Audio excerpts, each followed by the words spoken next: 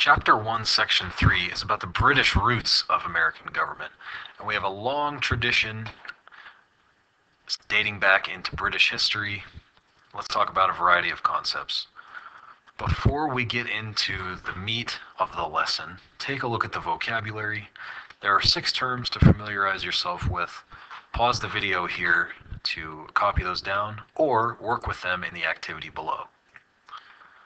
Prior to the year 1215 AD, the King of England was very powerful. He was basically what I like to call the judge, jury, and executioner. We used to have what we call the divine right of kings, and basically the kings claimed that God gave them the power to be the king, so if you disobeyed them, you disobeyed God. And nobody wants to do that, am I right? The king at the time was unpopular. His name was King John. He was unpopular among the barons or the nobles or whatever you'd like to call them because there were some ongoing wars. He was taxing them a lot of grain from their various areas of the country. But the strange situation was usually what they would do is they would find somebody who they wanted to replace the king and then sort of rebel against the king and put this other person in as the new king. But there wasn't really someone that they felt comfortable with trying to supersede King John. So what they decided to do was come together, approach the king, and force him to sign what they called the Great Charter, or what we call the Magna Carta. And the Magna Carta basically said that the king's power was limited. Here's a picture of the nobility kind of ganging up on him and directing him to sign it. And you see some members of the clergy who were there to witness the signing so that the king could not claim later that this did not happen. At that point, the king agreed to reduce his power, and over time, the group that formed out of this, which they called Parliament, became more powerful. They represented the people in a more national government, and England moved from a true or absolute monarchy towards a constitutional monarchy. Fast forward to the year 1689, the Parliament of Great Britain wrote the English Bill of Rights, which guaranteed the people certain things, such as a fair trial. It stated the government could not take away the rights of the citizens, and it also said the government should serve the best interests of the people. Of course, by that time, there were already many colonists coming over to populate the east coast of the North American landmass that would become known as the United States.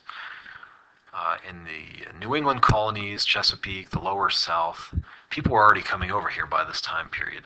And as British colonies formed, each started its own government, and the government in the colonies, the governments were based on the ideas of limited government and representative government, but they still reported back to Parliament and the King in England. They still were under the control of the British Crown.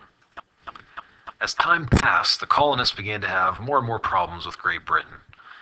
The British government thought that the colonies were kind of, getting too independent, and the British government was trying to get them to pay more taxes directly to the king and to England.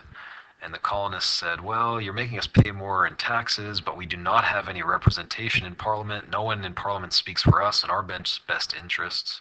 But we're basically British citizens. So they were starting to get fed up with this. They decided in a number of cases to boycott British goods and services because they felt as if they were living in a state of tyranny. Basically, they thought the government was ruling over them without worrying about their rights. And that's when you see a lot of imagery emerge that looks like this. Flags and pamphlets and whatnot that say, don't tread on me, basically. Don't take away my rights as a human being. So the roots of American government have a long tradition in English history, and many philosophers, political philosophers from England had a great impact on the founders of the United States. One of my favorites would be John Locke, and most political historians kind of trace the idea of life, liberty, and the pursuit of happiness right back to this guy. John Locke said that in their natural state, all people were equal and independent, and everyone had a natural right to defend his life, his health, his liberty, and his possessions. So John Locke and a number of other Englishmen were very influential to the founding fathers of the United States of America. That's Chapter 1, Section 3 in a nutshell. Please review the vocabulary below and forward any questions that you may have on to me.